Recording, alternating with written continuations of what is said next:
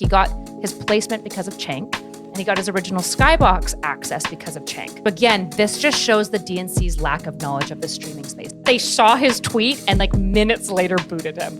That is such a bad estimation and understanding. I was at the DNC, guys. Yes, I was there behind the scenes running things. Do you want to see my creds? You mean you got to keep your creds? Oh yeah, baby. I got to keep my creds. There you go. Proof I was there. All right, I was there. I truly was. You guys are lucky because I work behind the scenes on a lot of this stuff. So you guys get the like behind the scenes tea, but I'll just give it to you super straight. So maybe one of the more boring things I've ever been to, it's not my cup of tea, okay? It is very weird going to an event, A, being Canadian, so I'm like, I can't vote for any of this, so I don't care that much. And B, in my mind, politicians work for me and like us. Politicians aren't celebrities. We don't really care. I know like tons of people who have met Justin Trudeau just because it's like, it's just a less special thing. So all of like the fanfare, all of the fanfare of like, it's a politician, which is like a celebrity. It was very weird to me. So I actually wanted to watch Hasan getting kicked out and kind of give you guys some back end review on it because I think it's interesting. Why did Hasan get kicked again? We'll go into all of it, okay? I got the tea. I got all the inside tea. Okay, so for those of you who are unawares, Hasan was on the floor on the last night. And for anybody who is like not aware of the DNC, it was so packed. It was the most, like there's no seating anywhere. If like it was competitive. People were getting angry. Like getting seating was very stressful if you weren't there like 3 hours early, especially on the last night. It was really intense. And Hasan had a floor seat, which is a very valuable seat, especially on the night of Kamala's speech, obviously.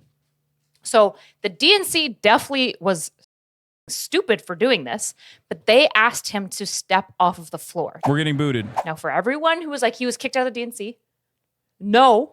From this space, we're fine. He was not kicked out of the DNC whatsoever. He left. He had access to a VIP skybox the entire time because all of the creators that were VIP did. The level of reverence and respect for online influencers is still not exactly up to par with, traditional media. There was very few that got access to it. It was on the 5th floor. I know because not only were some of the creators that I was working with that were going up there, but also I checked with the door person to be like, does he have another place to stream? Like, what's going on? Because I knew I wanted the tea. Okay, I knew. So he was on the main floor. He was streaming, and somebody comes down and asks him to leave, and they take away his floor pass access. So that would be a sticker on one of these badges. I mean, they didn't even take our credentials away. We still have access to this floor. So there's different colors for stickers. What you'll notice is they don't take away this. This is what you need to get in. As long as you have one of these, you can get in. And he had a few. They took away exclusively his floor pass. He still had his creator tag. He still had his credentials. And he still had access to the skybox. So he didn't get kicked out at all. He just got ass bad.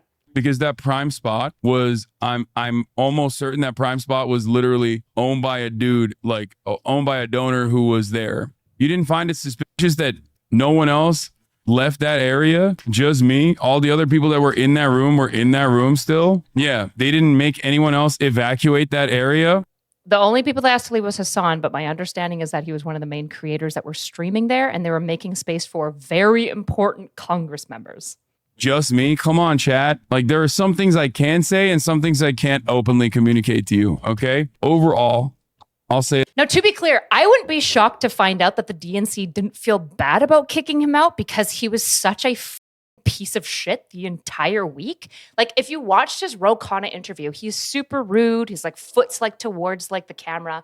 Like, just in general, I feel like he was taking the DNC as like an opportunity to remind everyone how anti-America he is. In fact, he's so anti-America, he doesn't even like the Democrats. Ro Khanna, the most progressive Congress member in the House, yeah, he's just a lib capitalist brain loser. Like, it's just so weak. And so I'm not surprised that they didn't give him this prime seat when they could give somebody who's even like slightly warm towards the DNC a seat. Like this.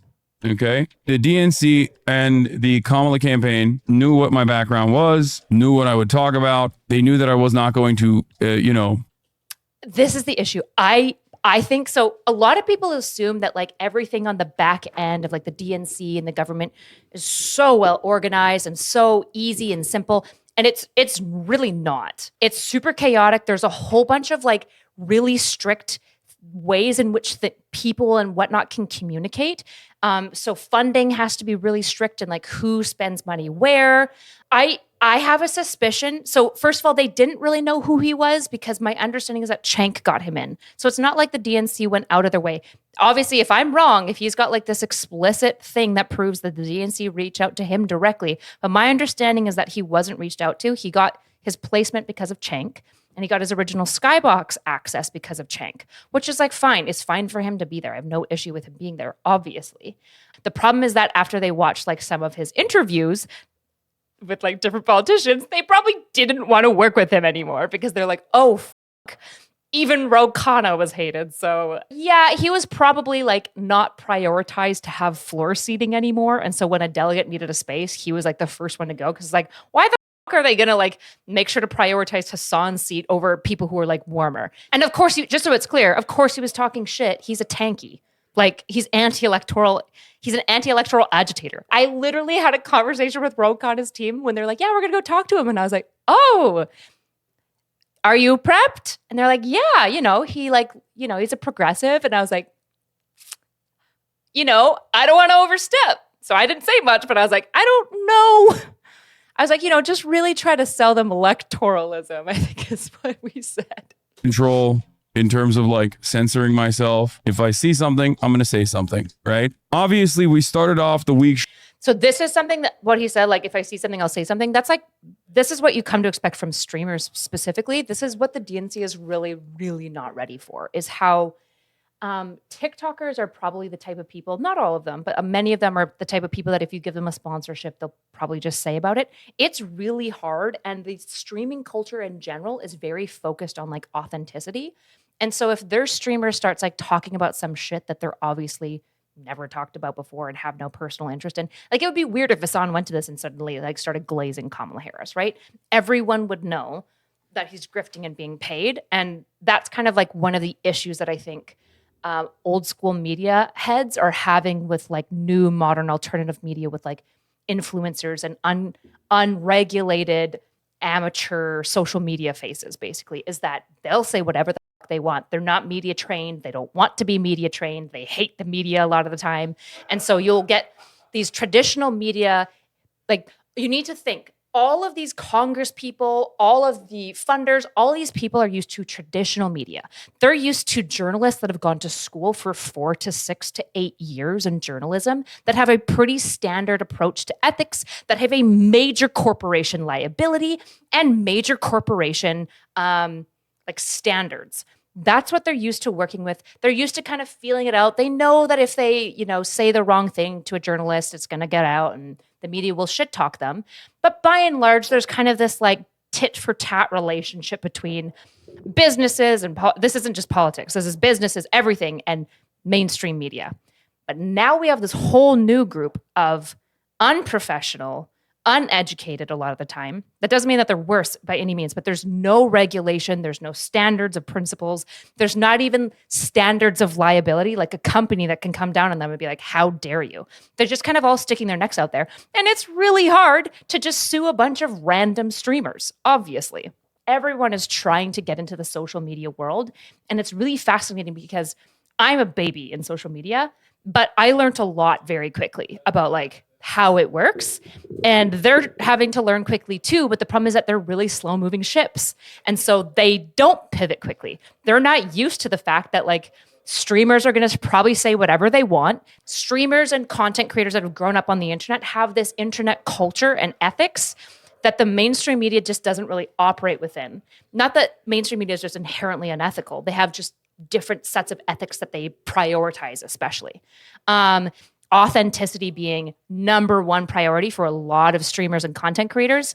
authenticity is not number one priority for a lot of journalists because they can't be authentic because they're there representing the Washington Post or the Sun or like whatever it is, not just themselves.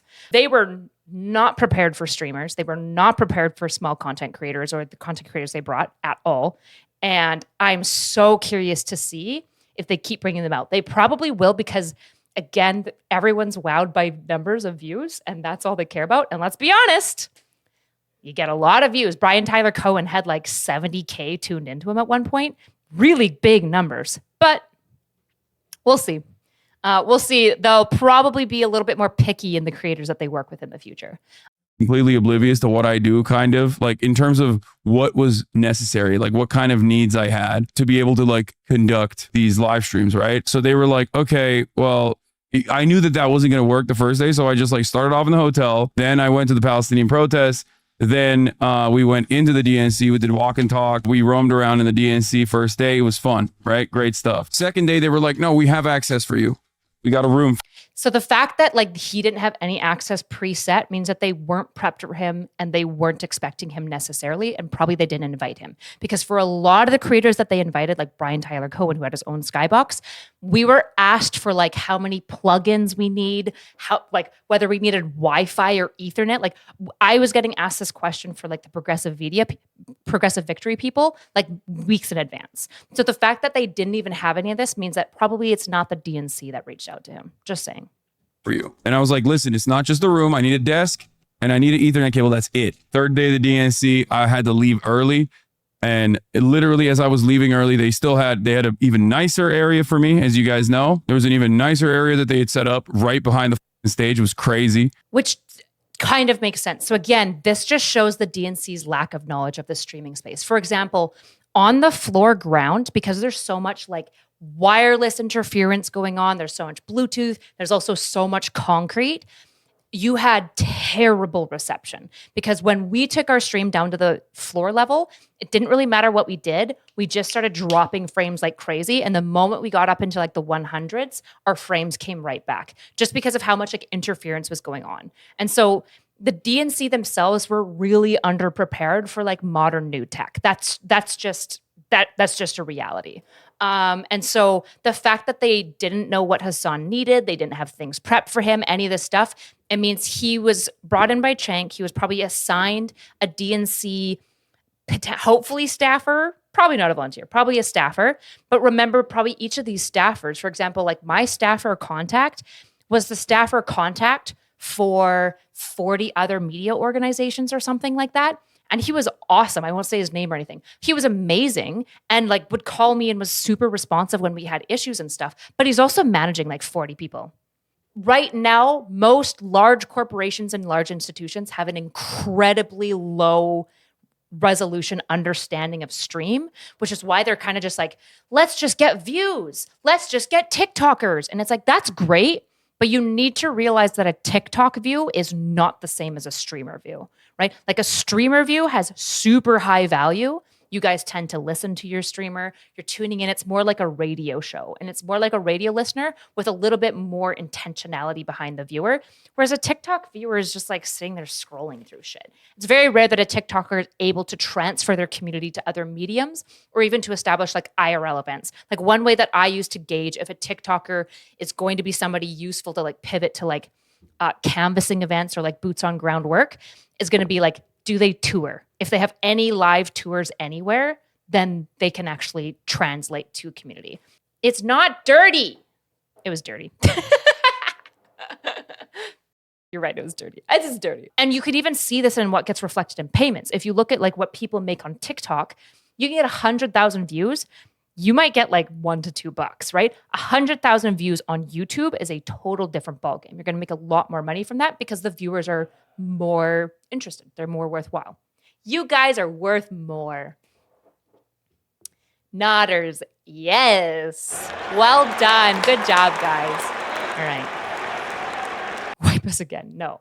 Third day when I was leaving the DNC to go do the Chapo Truanon podcast, it was hilarious because that was the day when Ilhan Omar's team, Sean Fain's team, and AOC's team, all three of them sent me communications being like, oh, we're here now. We can do the interviews now. And that day I wasn't kicked out. So like I could have technically, if I didn't do the Chapo True. He was never kicked out. He could not have done the interviews from the floor. He just could have done the interviews. He had a tantrum and left, just so it's very clear. He was too pro-Palestine. Not entirely. He was just kind of disrespectful of the event. And so he just wasn't prioritized, and his seat was given to somebody who was like essentially more important. Fair enough. Imagine if you had like a really, really, really, really, really big Republican streamer. They might get like some access because they have the views. But the reality is that like if they have a floor seat and then an important like delegate or congressman comes along and needs the seat, they're going to kick out the Republican streamer who's obviously not pro DNC for the congressman. That's just like a no-brainer. Might not like it, but that's just like obviously what's going to happen. That day I could have gotten those out of the way, right? But it is what it is. I'm not upset about it. They didn't take his press pass, they took his floor pass. This is proof that you've been vetted by the Secret Service. This is press pass. He never had a press pass, okay? I had a press pass. He was a creator. So he had probably a special guest. He probably had a blue floor pass, and he probably had some orange things to let him into the skybox. But he never actually had a press pass. He had one of these, and then he had like a little box that said creator. He never had a press pass. About it. You know, I love those boys. I'm always going to roll with them. So I did the pod live audience. It was great. One of you guys actually gave me fat stack of sixers on the Zin. So shouts out to that Hasan head at the Chapo podcast. So that was one thing. And then the last day they're like, no, you got the same space from 2:30 all the way to the end. And I'm like, the same space being a skybox, which like very few people got access to. Just so it's clear, I know he seems like it's like they're fucking up. He should have high levels of gratitude because he got a skybox. That's a big fucking deal. And it's so frustrating me, the level of fucking entitlement that he has. It is gobsmacking, especially because like, bro, I know you brought 56K. That's a really big deal. He's famous. I'm not even acting like he's not a really famous, influential streamer. But A, you're not even pro DNC. So why are you here? And B, Brian Tyler Cohen is a streamer pro DNC and he's pulling in 70 to 80K viewers. Like, Brian Tyler Cohen also did have a skybox, by the way. are you guys sure? It's a big day. I understand if there's limitations, like I'll just, do my thing and I'll go back to my hotel room. And they're like, no, you have the space. You have the space. You have the balcony. It's uninterrupted the entire day. Unlike the day before when the Warren staffer came in and was like, you need to get the fuck out. It was like chirping at me. They were like, no, this time you have it fully, right? And the reason why this miscommunication was probably happening, that people were coming in and telling him to get out and whatnot, is because he showed up last minute and they were doing their maximum to accommodate him. But obviously at the DNC that has thousands of people and thousands of media and multiple different, there's like six different types of badges. I don't even know what they all fucking do. There's so many layers of complexity to this that there are going to be errors, especially because he was such a last minute addition. And yet they were trying to accommodate him because he's a big streamer. I'm sure they regret that. I was like, okay, sure. That's great. We start off roaming. Okay. We start off roaming with March. We go to the uncommitted campaign, the uncommitted delegates. Remember, these are Democratic Party operatives that are from all around the country. They represent hundreds of thousands of Democratic Party voters that participated in the primary that said, we are uncommitted because of the actions that the Democratic Party is engaging in terms of Israel, okay? In terms of like what they're doing with their unconditional support to Israel, right? Did you actually get kicked out or is it thumbnail bait? No, I mean, I didn't get fully kicked out. So here's the thing, okay? There are different levels of credentials inside of the Democratic Party. That area that we were at is the lower level suites, right? That is that area that I was at when I was doing this interview with the New York Times, was at the lower level suites. This is the same exact level that like CNN is on. It's the same exact level that like MSNBC is on. When you see like Jake Tapper and whatever, like sitting in front of that podium.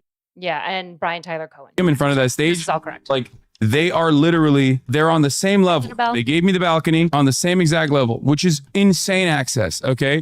And at that point, I was thinking, like, honestly, like, I mean, those are $500,000. Like, people pay $500,000 to get those suites. And the fact that I had the access to that level to like show you this background at all, I'm happy. Like, I was going to take anything they were giving me, right? Anything and everything that they were giving me, I was taking. Okay. Yeah. Thanks. Chris Cuomo said those suites cost millions of dollars. Someone at the DNC probably said, why the fuck are we giving this guy this great suite who's shitting on us the entire time? Yeah, I know. So they didn't obviously like say, fuck off, you're done. We're revoking your access completely. You need to leave the premises. They didn't do that because that would have been a much larger, I think, that would have been a little silly for them to do. But they basically made it so that like they made it as impossible to stream for me as possible by wild, because the 5th level skybox had people streaming from it. Like, I actually don't know why he's saying that. He didn't have the ideal streaming setup, but like Adam Mockler streamed almost the entire event and he didn't have shit. He was just walking around the entire time interviewing people. And so it's like, it's not like they made it as impossible as possible. They just didn't give him the most ideal setup for streaming, which in fairness, he was promised, and it was very stupid of them to kick him out. I'll give him that totally. The DNC was fucking dumb. After he had the spot, just let him keep it. The stupid congressman who wants like his seat. Who cares? Whatever. You don't want this like publicity stunt going viral, which it did. Gosh. coming in and saying randomly out of nowhere, coming in and informing me that I had to leave immediately. Like they were like, you have to clear out immediately. That's what they said. And I was like, what the like you saw it. You saw it. I think it's on my last like YouTube, getting kicked out of the DNC YouTube. Like you probably, that morning I interviewed the uncommitted delegates. Okay. Okay, we get it. Because they're not letting everybody in. They're obviously not letting anyone in, as a matter of fact. Okay. They had a Palestinian American. They had multiple Palestinian Americans that had speeches that were pre-vetted and pre-scripted as always, that would endorse Kamala Harris at the end of that speech, as a matter of fact. You know, those were the conditions, right? And they had put forward these speakers, and the Democratic Party was not playing ball with them at all. Yeah, it's almost like everyone's fucking sick of your shit. It's almost like that. It's almost like it doesn't matter what people say about Israel-Palestine. You won't be happy because it's such an effective like line of rhetoric for your in-group now. It's almost like that. It's almost like there's no point in even trying to acquiesce anymore, because apparently like people calling for ceasefires immediately and the ending of settlements like Ro Khanna did were like not enough, just insufficient. Back for your bi-monthly stream? Yeah, exactly. Don't forget to sub, guys, to lots of my regular streams. But just so you guys know, I have filmed extra content for you, okay? Nobody's watching it. Rude, because you guys aren't used to it. But I have filmed additional content outside of stream for you guys to watch on my channel, if you would like. Which was kind of f***ed up. Not even kind of f***ed up. It was really f***ed up, because this is a very reasonable... They really should have let the uncommitted Palestinian delegates speak. Yeah, probably. Yeah, no, you're right. Yeah, you're right. They definitely should have. I'm going to guess that the negotiations broke down. I have reached out to him once. He hasn't responded, but I'll keep poking him. How about in the space? It would drive me insane if I had to think about it every day. I don't. That's why I do cosplay now as well. No, you're right. They absolutely should have just had a pro-Palestinian speaker. My guess is that probably negotiating with pro-Palestine people is probably awful, and so they just don't want to fuck with it anymore. They're just like, fuck you, which is stupid and optically, but you need to understand, everyone who thinks because these institutions are large and rigid and established that they just go with the most logical thing.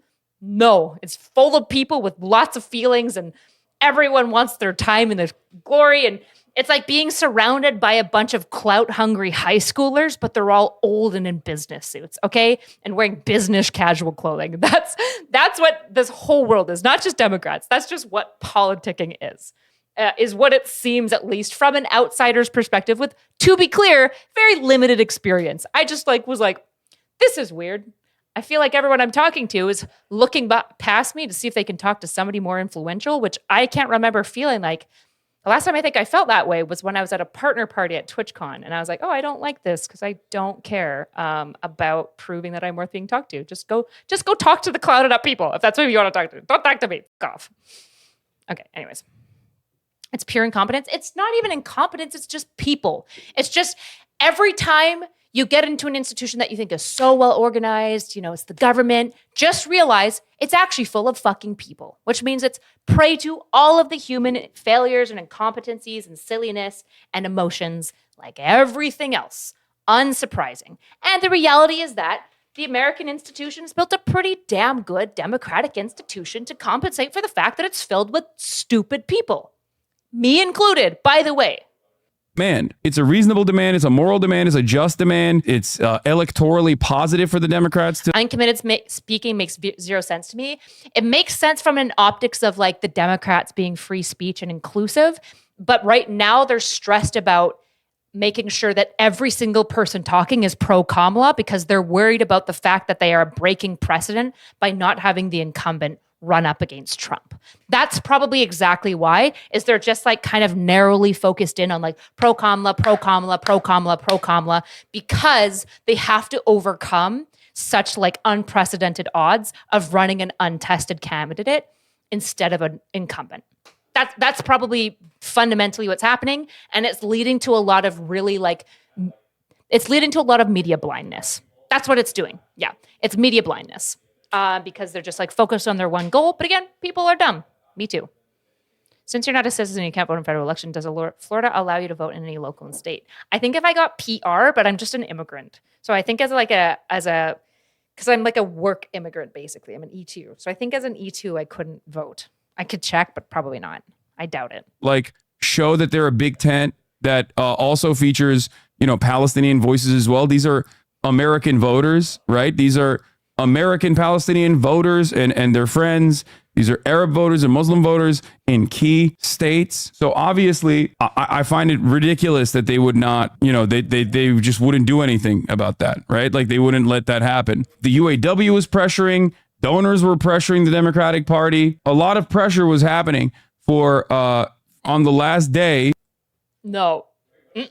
Just so you guys know, the Palestinian protests themselves were like, they were so small, they just had printed out posters left over because no, I'm not pregnant, because like not enough people showed up. I think the issue that these like pro-Palestine online people have is that they realize that like the reality is that broadly, most Americans are very pro-Israel and fucking hate Hamas. That's just the reality. And because there are still hostages, it's just people are, and like aggression is still occurring from both sides. People are just like incredibly unsympathetic, even though the lack of sympathy and whatnot is essentially exactly what serves Israel, because prolonging the conflict is like going to better Israel.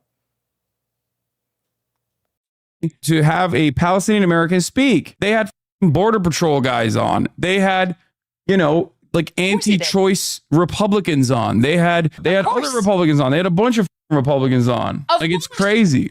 They had an Israeli American family speak that he scoffed through. Son was being held hostage by Hamas as well, which is of course understandable. Like those are families that are suffering. Their voices also must be heard. That makes sense. But to do that and to then turn around and not have any Palestinian Americans, it obviously shows that there's a double standard. And now you have like UAW. It doesn't show that there's a double standard. It shows exactly what pro-Palestinian people have feared, which is that they don't care. They don't care. It's not the winning politics. They're not interested. Voters don't care about this. In fact, voters care about Israel. More pressure, as a matter of fact, regardless of the fact that like Joe Biden was very pro-labor union and, walked the picket line. Like it's great that he did that, but I think that there's no other way. There's no other way to get the Democratic Party to meet these demands. Pressure from all vectors need to happen in order to get the Democratic to move on this issue, to get the Kamala Harris campaign to move on this issue. So I said last night, the attitude from the Dems cannot be, or 2 nights ago, cannot be that these people are simply spoiling the fun. They're forcing Israel to commit to a ceasefire through measures beyond tough talk, will also be electorally beneficial to the Democratic Party. So it's a win-win-win-win-win-win-win-win-win, okay? It's a win-win-win. Everybody with eyes can understand it. Everybody with a fucking brain can see what's going on. Unless you're completely in a bubble. You look at the situation and you're like, why the fuck wouldn't these guys speak? What are you talking about? Do you think it was a space management issue, or was there a problem with you and your ideas? Because this sounds like a big and chaotic event. No, it was straight up about what I said and what I was doing. There, no. okay? UAW posted this as well, which gave many other... Like in part, yes. But he's going to see it as like, it's because they're mad that I'm like pro-Palestine. It's like, not really. It's because like you scoffed at the Israel person. You were rude to multiple delegates that you spoke to and Congress members. Your chat was highly caustic no matter what level of like progressive policy was spouted. It didn't matter. They weren't satisfied. And so it's like, yeah, like, of course, your floor pass went to somebody more important. It sucks and it was stupid, but of course. It's not just as simple as like, oh, well, he's pro-Palestine. Got to get him out of the skybox he's had all week. To also come out and speak. If we want the war in Gaza to end, we can't put our heads in the sand or ignore the voice of the Palestinian Americans in the Democratic Party. If we want peace, if we want a real democracy, if we want to win this election, the Democratic Party must allow a Palestinian American speaker to be heard from the DNC station tonight. This is literally the lowest, the lowest hanging fruit, okay? Like, this is a gimme for the Democratic Party to even present themselves as though they are pro-Palestinian, as though they recognize the humanity of Palestinian Americans. Like, that's it. That's it. That's all they are doing. That's all they're fucking doing at this point. That's all they're asking for. Families of the Israeli hostages joined the demand that Palestinians should not be barred from the DNC stage. Both groups demanding ceasefire and a deal to return the captives. Mehdi Hasan also then reported on other reporters being briefed that the DNC accepted the Dem state rep Ruva for Georgia, who is a Palestinian American Georgia state representative, who had a speech that was ready to go. That they lied. The DNC lied and said basically, oh, it was actually the uncommitted movement that turned her down, which I think is ridiculous because. Oh my gosh! And the problem is probably. I'm so curious. I bet you what happened is just like 2 to 3 staffers miscommunicated in the whole thing. The DNC in general was leaning against having pro-Palestinian people. They were like not super keen on it. And there just like was some level of like tension and bad communication. And it led to a miscommunication. But also I think it's self-evident that they should have had pro-Palestinian speakers up. Like, obviously, I don't know what they were thinking. Obviously, what do you mean? It's the uncommitted movement. They are the ones who put her forward. It's a lie being told, I assume, by DNC spinners now on the defensive. Uncommitted are the ones who pitched her, and there's still time for the DNC to put Ruva for Georgia on stage tonight for 2 minutes. If they have time and space for a former Republican congressman and for Israeli members of a hostage, they have time and space for an elected Palestinian Democratic lawmaker. Anything else is straight up racism and erasure. The DNC is strenuously denying that they put out any such false claims. So whichever Dem is saying this bullshit report is about uncommitted isn't even speaking on behalf of the party, it seems. But the bigger question is, why didn't? To which I, of course, quote tweeted, why does the DNC have one speed? This is identical to how Israel does Hasbara Lamal. And I think literally right after I posted this tweet, like maybe 30 minutes after, is when I got booted. Rashida Tlaib also said, I know for a fact that the DNC did not act in good faith and continue to lie about the negotiations. They are exposing themselves. So yeah, I ate the boot right after that tweet. But here's the thing, okay? I had a New York Times interview. If he is deranged, if he thinks that the DNC was so quick with everything that they saw his tweet and like minutes later booted him, that is such a bad estimation and understanding of the nightmare logistics that is these types of events, but particularly the DNC, especially because they were scrambling with him like last minute. There is no shot it's related to the tweet. It has everything to do with the fact that they were probably just broadly throughout the week unimpressed with his performance and what he was doing, in part because he's pro-Palestine. Just in general, he was kind of shitting on Democrats. And they had a more important person that they wanted to give the skybox to. Probably because it was like that was being conducted at the time when they were like, yeah, you got to clear the space, which I thought was pretty crazy. It was like 25 minutes after that tweet. But I still had a New York Times interview that was coming. Crazy. It is so disconnected from understanding logistically how any event like this even begins to occur, to think that the DNC 25 minutes after his tweet was like, he's in the skybox still. Get him out of there. Like, who does he think is watching his tweets so closely that they're seeing it within 25 minutes and kicking him out? No, that's not real. The New York Times interview, and then they made me clear out my desk. Now I know, because obviously there's like a ton of people involved in these decisions and like, you know, playing roles in this. But now I know that like there was, I had heard that there was like already a little bit of a difference in opinion with the Kamala Harris campaign, who I believe wanted me there, versus the DNC, which did not think it was a great idea. Okay, there was a little bit of friction, a little bit of tension. And then obviously, like after that, the boss call was the reason that I got exited in a polite manner. It was not like, you're out of here, get the fuck out of here, you're done. It was more so. The 5th level box who's offered didn't have internet for streaming, but I don't care. He shouldn't have been invited. Has he ever endorsed Kamala or the Democrats? He wasn't invited. Cenk wanted him there. And then once they found out he was there, a bunch of people wanted to work with him. Honestly, this getting any level boot was great for him. Like, hey, you can't be in here anymore. There's a really important person coming in here and we have to clear out the space. Except we're not really clearing out the space. We're only getting you out of this space, right? And when I asked, like, is there another place that I can go to? I have these interviews lined up. I have the Ilhan Omar interview. I have the AOC interview. I have the Sean Fain interview. Like, I set all this stuff up with the full knowledge that you guys gave me, that like with the confidence that you gave me that I have this space where I can do these private interviews, like conduct these private interviews. They said, no, you don't have any other place that we can put you to. Do you think you'll be invited back to the next DNC? Probably. I think so. Would you do the DNC coverage from the inside again if you knew in advance the uncommitted movement would not be allowed to speak? Yes, I would. What do you mean? Of course I would. And next time the DNC happens in 2028, I will still go. I mean, I invited Destiny. He just didn't want to. He didn't want to go. He didn't want to like risk missing streaming days if it was like kind of like lackluster. I think he said that already too. I think he's right here. Oh, he's totally right here. Like, yeah, 100%. Of course he should go back. This has been fantastic coverage for him. The reality is like he's a really large streamer and people are moved by numbers. Like it doesn't matter how bad this was. As long as he keeps going and like as long as Congress people are still willing to meet with him, it's just always going to be excellent content for him. Of course he'd go again.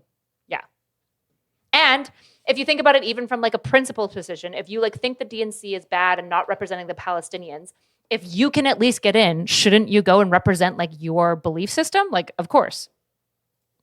I'll probably even have a better slot this time around as well. Also, they said AOC needed the space as their first excuse, not knowing you were the one interviewing her, which is crazy. Yeah, they lied about that. They were like, oh, AOC's coming into this space. Oh, and the problem is that the person that they probably sent down to take away his thing probably had no idea and just like had heard that AOC was probably on her way, and so just like assumed and like did lie, like just made that shit up. But it's like the person who booted him out probably had very, very, very limited information. They probably knew an important person's coming. He needs to get out. You need to take away his floor pass. That's probably everything that person knew, because that would be about all the time of texting that they would have. Brutal, rough. It's also still possible AOC got the penthouse. It's super possible as well that AOC got the penthouse and didn't want to be interviewed by him anymore because a lot of his interviews had gone really negatively. I don't know. I have no idea. I'm speculating entirely right now. I know she's not, because I'm literally talking to her right now and she's stuck behind a motorcade. Yeah, that was also crazy. And then lastly, they were like, oh yeah, we can put you in the meme room that doesn't have even like Wi-Fi. And also simultaneously, yeah, not only did just stream from your hotspot. What? How is he like one of the most famous political streamers and this motherfucker doesn't have a hotspot? What do you mean Wi-Fi? Of course. Why the fuck would you use Wi-Fi in an event like this? There's no way that you're getting Wi-Fi of quality enough at a size of event like this that's going to be sufficient for this. Have a hotspot. That's what everybody else was doing while they were streaming. What? They didn't have Wi-Fi. Yeah, you wouldn't want it anyways. I'm sure. Nobody had Wi-Fi, by the way. No one did. You had to pay so much money for Wi-Fi. No one had Wi-Fi. It was ridiculous. Is hotspot efficient for streaming? Yeah, if you have a good hotspot. The PV team streamed from their hotspot the entire time. did not have Wi-Fi, but there was no Ethernet either. And I know that they were like watching because they obviously stream sniped me because they forgot to take my badge for the lower level suites.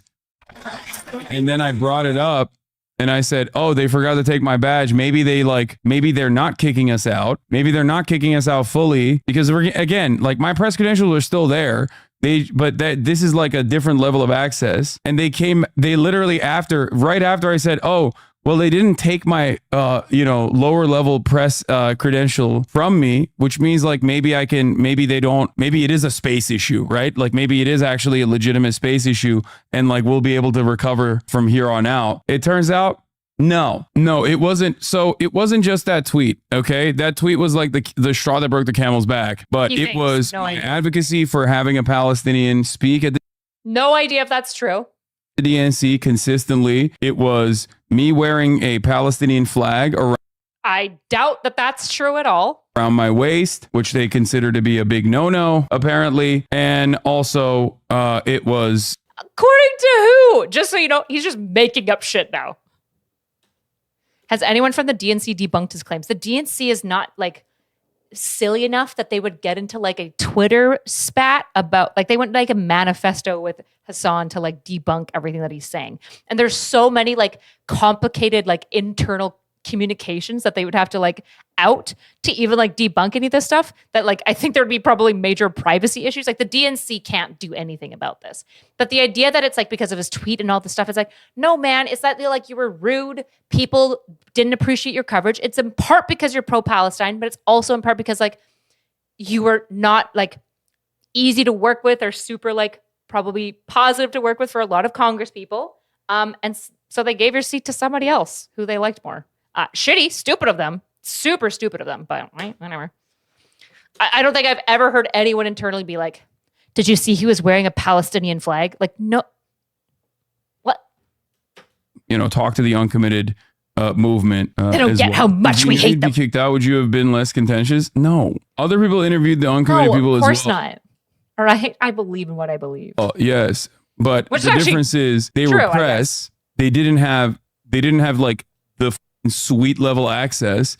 Press doing it is different than a creator for Kamala doing it in front of 60,000 people and also in a suite that they gave him. They see that as like a big not easy to work with. Well, I mean, the fact that he doesn't even have hotspot, that he like has this list of requirements that he needs for streaming is very strange versus being like, thank you so much for giving me a skybox. If you could get me an Ethernet, that would be great. But I also have these alternatives prepped because I'm a proper streamer and I have things prepared on my own so that I can stream on my own like a normal fucking streamer.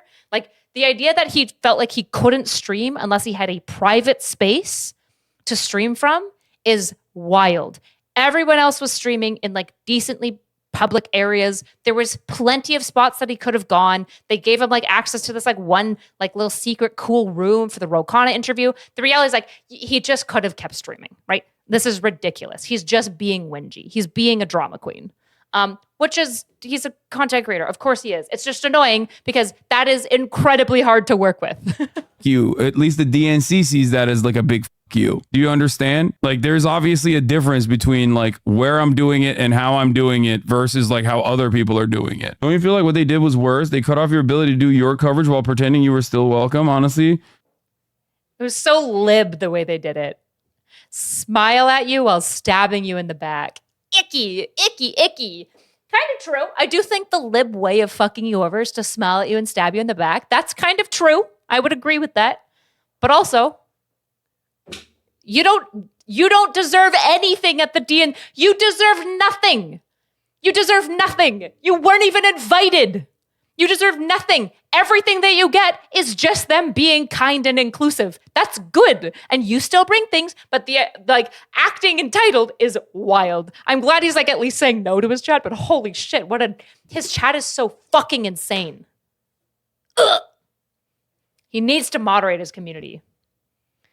Moderate your community, bro. Perspective because of the unimaginable amount of access I got. And I did get an unimaginable amount of access. It's true. I mean, think about it, dude. There are literally professional journalists and press people and media outlets out there that are. I wonder if like part of why he doesn't moderate his channel is so that like his community can say this like wild shit and he can be like, no, guys, come on, like chill out. Where it's like, I don't know. I feel like he knows what his community's like and he should like at some point be like, hey guys, as a community, I have a concern about this and we should like dial things down. But I don't know. Maybe he does do that. He might be right about the flag. They were tearing down pro-Palestinian banners on the event. They were tearing them down because they're not allowed to just post banners all over the place at a convention where everything is tightly regulated. Like even wall spaces are things that you have to sign up for, file paperwork for. Like the idea that it's like, oh, it's just because it's a Palestinian flag. It's like, no, if you were there protesting that the earth is flat or anything else, they would have been tearing it down too. They got very similar access to like the pro-Ukrainian protesters. The issue is that nobody has an issue with pro-Ukraine and they didn't feel the need to like stick their shit everywhere and scream. You should have seen his chat during the Israeli hostage parents talk. Yeah, it's just like yucky, right? Like even though like in my chat, everyone here is like a little bit more pro-Israel, we're first going to acknowledge that it's just a tragedy. Just the fact that these things are happening is just tragic, right? And we're also going to be like, yeah, even though we lean towards pro-Israel, Israel's also like there's no good guy, bad guy here. There's just two bad guys doing bad shit, and then citizens that are victims. Pro-Israel flags are okay. I walked around and saw plenty of Palestinian flags on people and plenty of Israel flags on people, and I didn't see any of them getting dealt with. Maybe they're screaming for a good reason. So are Ukrainians.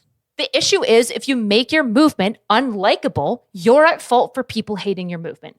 If your movement matters, then you should care enough about your movement to change hearts, not harden them against you.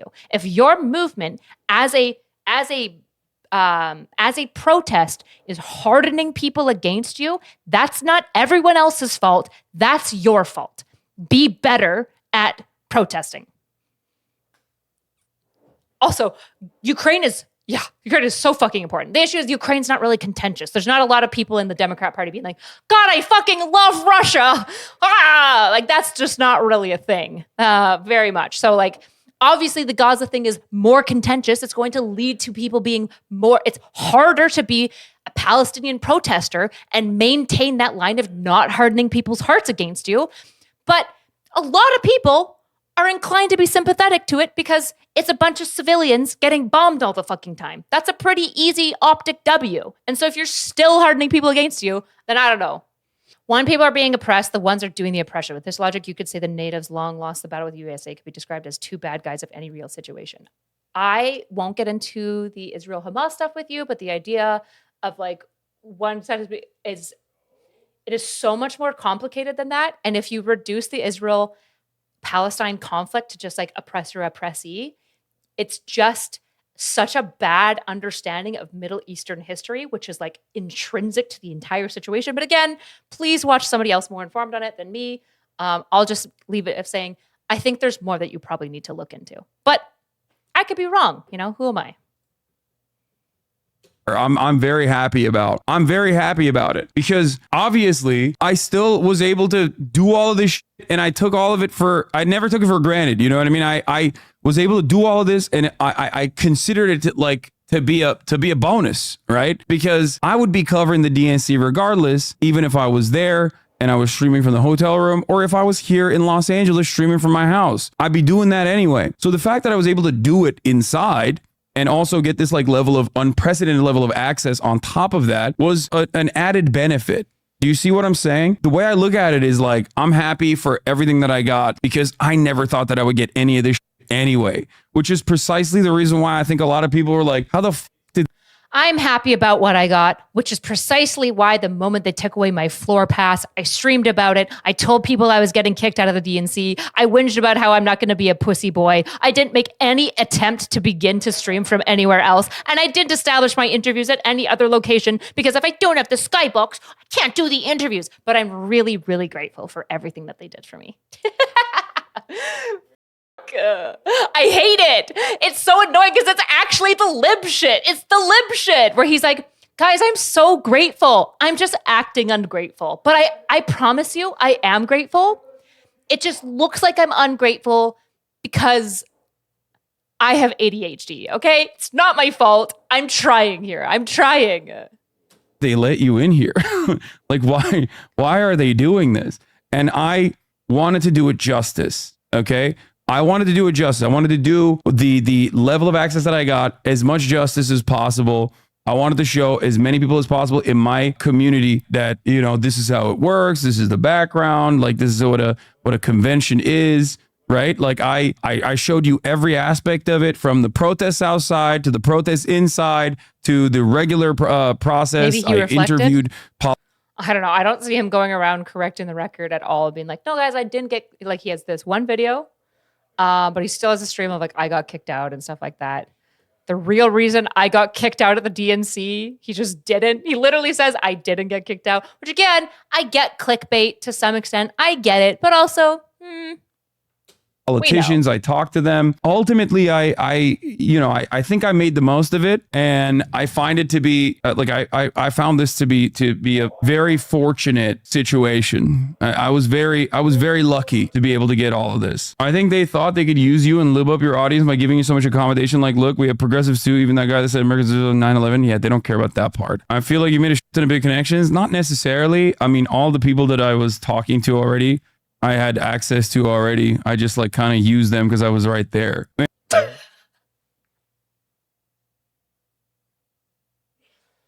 oh, bro.